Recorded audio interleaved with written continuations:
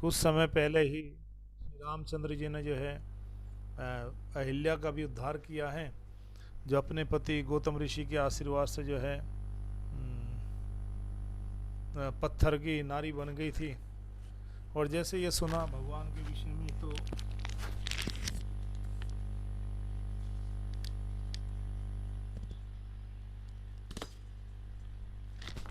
जनक जी का जो पुरोहित थे शतानंद जी, जो कि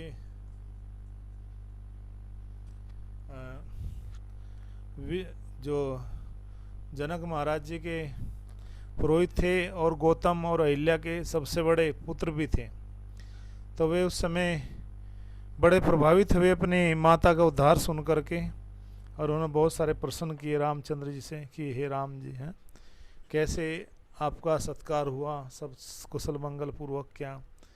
तो जब इस प्रकार से हर फिर बताने लगे वे विश्वामित्र जी की कथा है, तो विश्वामित्र जी की कथा बताने लगे कि विश्वामित्र जी पहले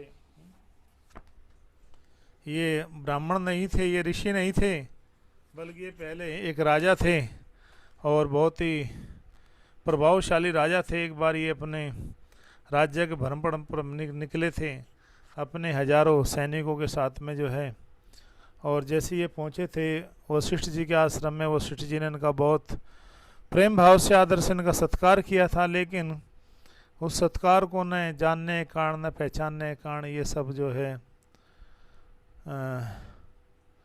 इनके जब जैसे ही कामधेनु जो गाय है उसने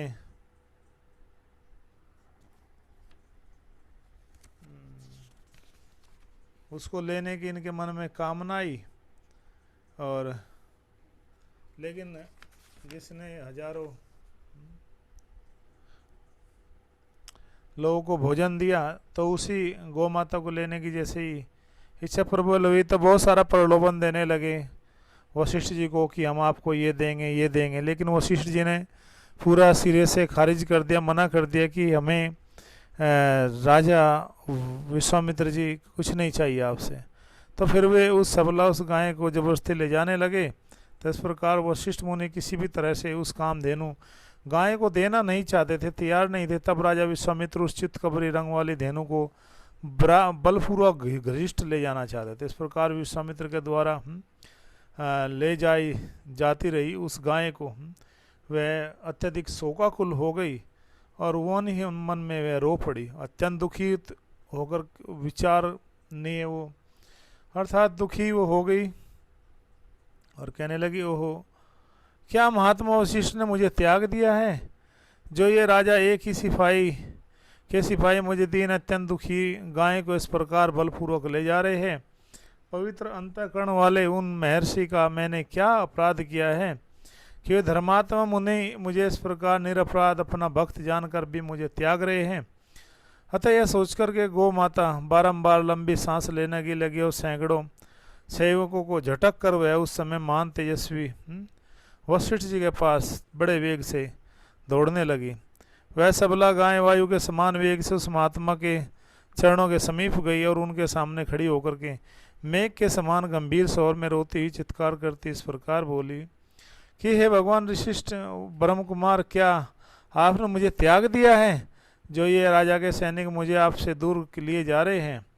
और इस प्रकार कह करके महर्षि वशिष्ठ शोक से संतप्त हृदय वाली दुखिया बहन के समान उस गाय से इस प्रकार बोले। क्या बोले कि हे सबले, मैंने तुम्हारा त्याग नहीं किया है, तुम ऐसा मत समझो कि मैंने आपका त्याग कर दिया है। और इस प्रकार से जो है तुमने मेरा कोई अपराध भी नहीं किया है, ये महाबली राजा कभी मैंने कोई अपराध नहीं किया है, लेकिन न जाने क्यों ये जो है बलपूर्वक आपको ले जाना चाहता है, छीन कर ले जा रहे हैं। मेरा बल इसके समान नहीं है। विशेष रूप से आजकल के जो राजा पद पर जो प्रतिष्ठित हो गए वे राजा क्षत्रिय इस पृथ्वी के पालन के कारण जय बलवान है, लेकिन मैं नहीं समझ पा रहा हूँ कि इसके पास हाथी घोड़े रथों से भरी जो हजारों अक्षणी सेना भी हैं, वे सब के सब जो है रथों पर होदों पर बैठे हुए सब ध्वजा फहरा रहे हैं।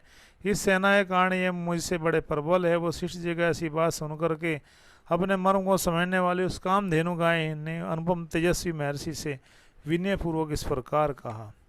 क्या कहा कि हे ब्राह्मण, अक्षत्रिय का बल कोई बल नहीं है, ब्राह्मण ही अक्षत्रिय आदि से अधिक बलशाली होता है, और अक्षत्रिय के पास कोई बल नहीं है। ब्राह्मण का बल बड़ा दिव्य है, वो क्षत्रिय बल से अधिक प्रबल होता है।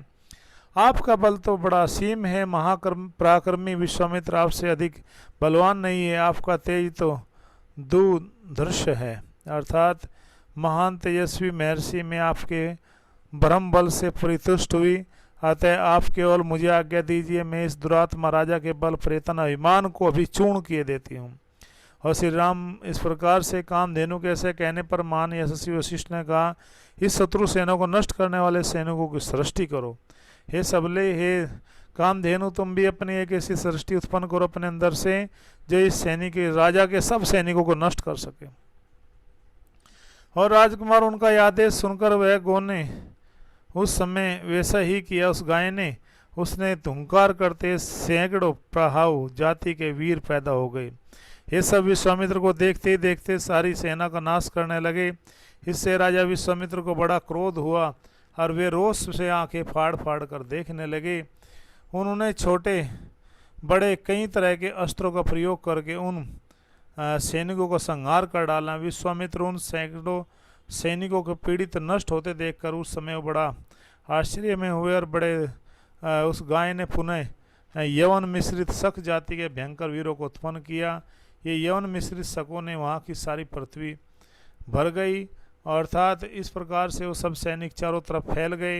ये वीर महापराक्रमी तेजस्वी, उनके शरीर कांति स्वर्ण केसर के समान थे, वे सुनहरे वस्त्रों से अपने को ढके हुए थे। उन्होंने हाथों में तीखे खड़ग और पटिस ले रखे थे। प्रज्वलित अग्नि के समान उद्भाषित होने वाले उन वीरों ने विश्वामित्र की सारी सेना को भस्म करना आरंभ कर दिया।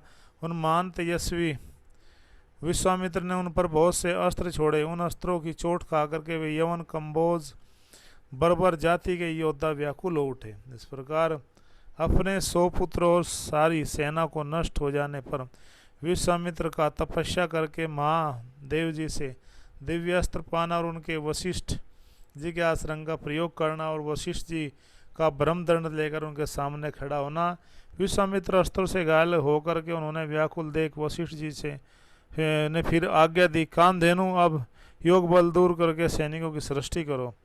तब उस गाय माता ने हुंकार करके सूर्य के समान तेजस्वी यह सैनिक उत्पन्न कर दिए और थन से सहस शस्त्रधारी बर्बर प्रकट हुए। योनि देश से यवन और स्त्रक देश यानी गोबर के स्थान से शक उत्पन्न हो गए। रोमकूपों से मल्लेज, हारित और विकराट भी उत्पन्न हुए। रघुनंदन उन सब वीरों ने पैदल, हाथी, घोड़े और रथ सहित सभी विश्वामित्र की सारी सेना को संहार कर डाला।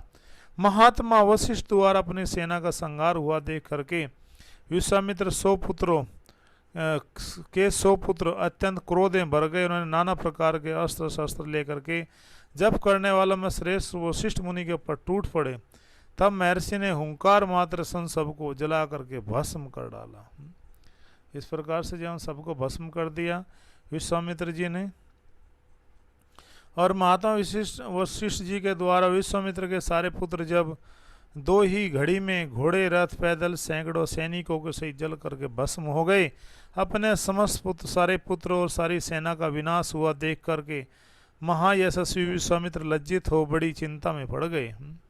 और इस प्रकार से जो है समुद्र के समान उनका सारा वेग शांत हो गए। उनके दांत तोड़ लिए गए और सर्प के समान तथा राहुग्रस्त सूर्य की भांति वे तत्काल ही निस्तेज हो गए। पुत्र और सेना के इस प्रकार मारे जाने पर उनको इस प्रकार से जो है पंख कटे इस पक्षी के समान हो गए। उनका सारा बल और उत्साह नष्ट हो गया। मन ही मन वे बड़े खीन और बड़े दुखी हुए। उनके एक ही पुत्र बचा था, उसको उन्होंने राजा के पद पर अभिषिक्त करके राज्य की रक्षा के लिए नियुक्त कर दिया और अक्षत्रिय धर्म के अनुसार पृथ्वी के पालन की आज्ञा देकर वे वन में चले गए। अर्थात यहाँ पर विश्वामित्र जी वन में चले गए। वशिष्ठ जी के द्वारा हार मान करके उनके द्वारा उनके पुत्र और सैनिक सारे के सारे नष्ट हो गए, सबके सब मर गए। अब उनको फिर जा कर के तपस्या करने लगे। क्यों? क्योंकि उनको पता लग गया कि अब जो है तपस्या के बल पर ही मैं इन महान वशिष्ठ जी को जीत सकता हूँ और अर्थात मुझे जाकर के हिमालय में के जो निचला भाग है जो किन्नरों और नागों के से सेवित प्रदेश है, वहाँ जा कर के महादेव की प्रसन्नता के लिए महान तपस्या का आश्रय लेकर के तप में जुट गए। और कुछ काल के पश्चात वरदान देने वाले कौन? भोलेनाथ जी, वृषभ ध्वज। वृषभ का मतलब होता है बैल के ऊपर बैठने वाले भोलेनाथ जी अर्थात नंदी के स्वामी ने महामुनि विश्वामित्र को दर्शन दिया और कहा कि हे राजन, किस लिए तप कर रहे हो? तुम क्या कहना चाहते हो? वर देने के लिए मैं तुम्हें आया हूँ। जो वरदान तुम्हें चाहिए वो वरदान मुझसे मांग सकते हो और मुझे कहो। महादेव जी का ऐसा कहने पर है और ऐसे आप संतुष्ट हो।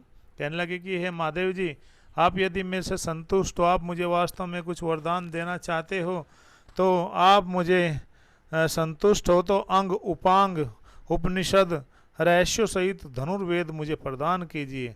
हे अनग, हे निष्पाप, आप देवताओं, दानवों, महर्षि, ऋषि, यक्ष, गंधर्व, राक्षसों के पास जो भी सब अस्त्र है, गंधर्व किन्नर, आपकी कृपा से मनोरथ से वो जो है सफल हो जाए और मेरा परम संतोष मुझे प्राप्त होता था, मुझे ये सब दिव्य अस्त्र प्रदान कीजिए। तब एवं वस्तु कहकर भगवान शंकर वहाँ से चले गए और देवेश्वर महादेव ने अस्त्र पा करके महाबली विश्वामित्र जी को बड़ा घमंड हो गया, वे विमान में भर गए। जैसे पूर्णिमा के दिन समुद्र बढ़ने लगता है, उसी प्रकार पराक्रम द्वारा अपने को बड़ा चढ़ा मानने वाले श्री राम, उन्होंने वशिष्ठ मुनि जी को उस समय मरा हुआ ही समझा, अर्थात अपने आप को बहुत बलशाली मान लिया। फिर तो वे पृथ्वीपति विश्वामित्र वशिष्ठ जी के आश्रम में जाकर भली भांति अस्त्रों का प्रयोग करने लगे, जिसके तेज से सारा तपोवन क्या हो गया? दग्ध हो गया, अर्थात वो उस प्रकार जलने लगा विश्वामित्र जी के स्तप से। बुद्धिमान वशिष्ठ जी के उस बढ़ते हुए अस्त्र तेज को देख कर के वहाँ रहने वाले सैकड़ों मुनि भयभीत हो गए और सभी दिशाओं में भाग गए। और जो वशिष्ठ जी के जो शिष्य थे, जो वहाँ के पशु और पक्षी थे, वे सहस्त्रों प्राणी भयभीत होकर के नाना दिशा में भाग गए। महात्मा वशिष्ठ का वह आश्रम सोना हो गया। 2 ही घड़ी में पृथ्वी के ऊपर के सारा स्थान जो था सन्नाटा छा गया। जब उस प्रकार से उनके पास में वो सारी विद्या आई, सारा शक्ति आई, किसके पास? वशिष्ठ जी, विश्वामित्र जी के पास। तो चारों तरफ हाहाकार मच गया।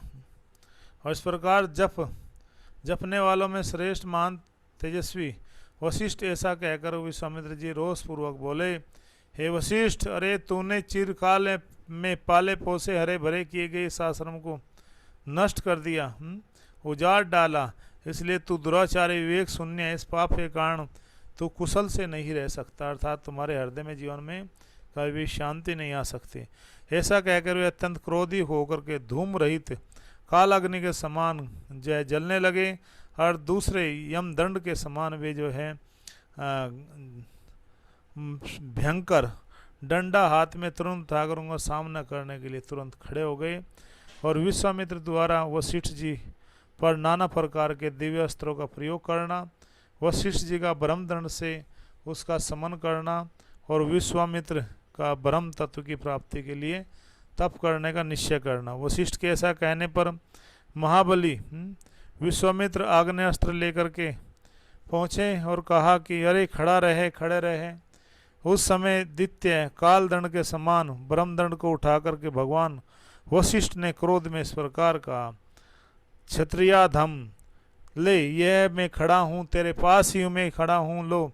उसे दिखा करके, हे गादी के पुत्र, आज तेरे अस्त्र शस्त्रों का ज्ञान घमंड में यहीं धूल में मिला दूंगा। और क्षत्रिय कुल कलंक, कहाँ तेरा क्षत्र बल और कहाँ महान ब्रह्मबल, मेरे दिव्य ब्रह्मबल को लो, देख लो। गादी पुत्र विश्वामित्र का वह उत्तम और भयंकर आग्नेयास्त्र वशिष्ठ जी के ब्रह्मदंड से उस प्रकार शांत हो गया जैसे पानी पड़ने से जलती अग्नि का वेग शांत हो जाता है। तब गादी पुत्र विश्वामित्र ने कुपित होकर के वाणु, रौद्र, इंद्र, पाशुपत, ऐशिक नामक अस्त्रों का प्रयोग किया। हे रघुनंदन, उसके पश्चात क्रम से मानव, मोहन, गांधर्व, स्वापन, जृंभन, मादन संतापन विलातन सोतन शोषण विदारण दुर्जय वस्त्रास्त्र ब्रह्मास्त्र कालपास वरुणपास परम प्रिय निका पिनाकास्त्र सूखी गीली दो प्रकार की असनी दंडास्त्र पेना पेशाचास्त्र कुरुंशास्त्र धर्मचक्र कालचक्र विष्णु चक्र इस प्रकार के मुंसल महान ये सब के सब अस्त्र वशिष्ठ जी के ऊपर चलाने लगे, हजारों प्रकार के अस्त्र। इस प्रकार से इन सब अस्त्रों की जो प्रहार की जो घटना थी बड़ी अद्भुत थी, परंतु ब्रह्मा के पुत्र वशिष्ठ जी उन सब अस्त्रों को केवल अपने दंडे से ही सबको नष्ट कर दिया। और उन सब अस्त्रों को शांत हो जाने पर गादी नंदन विश्वामित्र ने ब्रह्मास्त्र का प्रयोग किया। ब्रह्मास्त्र को उद्दित देखकर अग्नि और देवता देवऋषि गंधर्व बड़े बड़े नाग भी दहल गए। ब्रह्मास्त्र के ऊपर उठते ही तीनों लोकों के प्राणी थर्रा उठे। हे श्री राम, वशिष्ठ जी ने अपने ब्रह्म तेज के प्रभाव से उस महाभयंकर ब्रह्मास्त्र के भी ब्रह्मदंड के द्वारा ही शांत कर दिया। उस ब्रह्मास्त्र को शांत करके उस समय महात्मा वशिष्ठ का रूप रोध रूप तीनों लोकों में मोह डालने वाला अत्यंत भयंकर जान पड़ता था। महात्मा वशिष्ठ के समस्त रोमकूपों से किरणों की भांति धूमयुक्त आग की लपेटें निकलने लगी। वशिष्ठ जी के हाथ में उठा हुआ दिव्य यमदंड के समान उस ब्रह्मदंड धूम रहित कालाग्नि के समान प्रज्वलित हो रहा था। उस समय समस्त मुनिगण मंत्र जपने वालों में श्रेष्ठ वशिष्ठ मुनि की स्तुति करने लगे। हे ब्राह्मण, आपका बल असीम है, अमोघ है, आप ही अपने तेज से सारी शक्ति को नष्ट कर सकते हैं, नहीं तो हम सबके सबके आ जाएंगे, पराजित हो जाएंगे। आपका बल शांत हो जिससे लोगों की दुखी स्थिति दूर हो। महर्षियों के ऐसे कहने पर महान तेजस्वी महाबली वशिष्ठ जी शांत हो गए और पराजित विश्वामित्र लंबी लंबी सांस खींच करके इस प्रकार बोले, अक्षत्रिय के बल को धिक्कार है। ब्रह्म तेज से प्राप्त होने वाला बल ही वास्तव बल है, क्योंकि आज एक ब्रह्मदंड ने मेरे सारे अस्त्रों को नष्ट कर दिया। इस घटना को प्रत्यक्ष देख करके अब मैं अपने मन और इंद्रियों को निर्मल करके उस महान तप का अनुष्ठान करूँगा जो मेरे लिए ब्राह्मण की प्राप्ति का कारण बनेगा। इस प्रकार से विश्वामित्र की तपस्या राजा त्रिशंकु का अपना यज्ञ कराने के लिए पहले वशिष्ठ जी से प्रार्थना करना और उनसे इनकार कर देने के पश्चात फिर जो है उन्हीं के पुत्रों की शरण में जाना। अर्थात इस प्रकार जो है विश्वामित्र अपनी पराजय को स्वीकार नहीं कर पा रहे थे और मन ही मन में शांत नहीं हो पा रहे थे।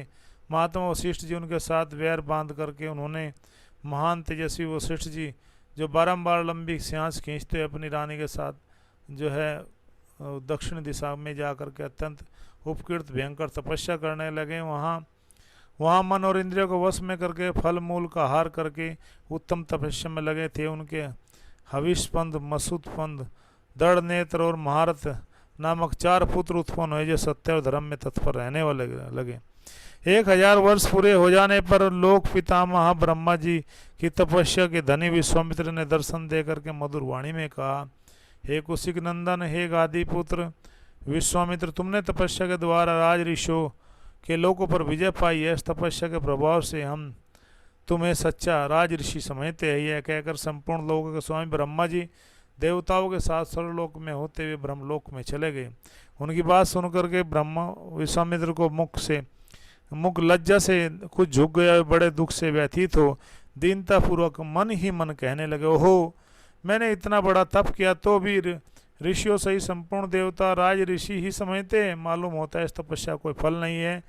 और इस प्रकार श्री राम ऐसा मन ही मन में वे सोचने लगे, अपने मन को वश में करते हुए उन्होंने जो है धर्मात्मा विश्वामित्र पुनः भारी तपस्या में फिर से लग गए। इस समय इक्ष्वाकु कुल की कीर्ति बढ़ाने वाले एक सत्यवादी और जितेंद्रिय राजा राज करते थे। उनका नाम त्रिशंकु था। उस समय उनके मन में विचार आया उस राजा के कि ऐसा एक यज्ञ करूँ जिससे मैं शरीर के साथ देवताओं के परमलोक सर्वलोक में पहुंच जाऊं। तब उन्होंने वशिष्ठ जी को बुला करके अपना विचार कह सुनाया। महात्मा वशिष्ठ जी ने ऐसा बताया कि ऐसा होना असंभव है।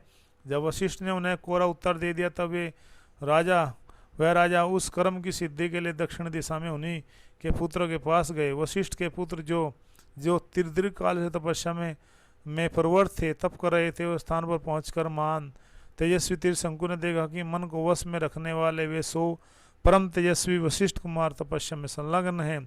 उन सभी महात्मा गुरुपुत्रों के पास जाकर उन्होंने क्रमशः उनको प्रणाम किया और लज्जा से मुख की ओर नीचा के हाथ जोड़ करके महात्माओं से प्रकार कहा कि हे मेरे गुरुपुत्रों, मैं आपका शरणागत हूँ, मैं आप लोगों की शरण में आया हूँ, आप मेरा कल्याण हो, आप सब कल्याण हो। महात्मा वशिष्ठ ने मेरा यज्ञ करना अस्वीकार कर दिया, मैं एक यज्ञ करना चाहता हूँ, आप लोग उसके लिए मुझे आज्ञा दीजिए। इस प्रकार गुरुपुत्रों को नमस्कार करके वह तपस्या में रहने वाले ब्राह्मण और चरण कमल में नतमस्तक होकर के याचना करते हैं, कहता है कि इस प्रकार से मेरा एक ऐसा यज्ञ कराए जिससे मैं इस शरीर सहित अपने दिव्य अर्थात सर्वलोक में जा सकूं। महात्मा वशिष्ठ के पुत्रों ने वशिष्ठ जी के स्वीकार कर देने पर हमें उनके लिए समस्त गुरुपुत्रों की शरण में जाने के अलावा और कोई गति नहीं है। इस प्रकार परम इक्ष्वाकु वंशियों के लिए पुरोहित वशिष्ठ जी ही परम गति है, इसके लिए आप मेरे देवता है। इस प्रकार से वशिष्ठ ऋषि के पुत्रों को श्री शंकु को ये बात सुन करके क्रोधित होकर को डांट करके भगा लौटाने के लिए आज्ञा देना, भगा देना उसको वहाँ से, और दूसरा पुरोहित बनाने के लिए 10 साप प्रदान कर उनके शाप से चंडाल हुए त्रिशंकु का विश्वामित्र जी के शरण में जाना। अर्थात त्रिशंकु अभी भी नहीं माना, उसके मन में भी ये था कि मैं जाऊंगा और मेरा वरदान जो है सफल हो जाएगा, भले ही उन्होंने मुझे वरदान न दिया। वे वशिष्ठ जी के पुत्रों को छोड़ करके, पहले वशिष्ठ जी फिर उनके पुत्रों को छोड़ करके अब वे विश्वामित्र जी के शरण में जाते हैं। हरे कृष्णा।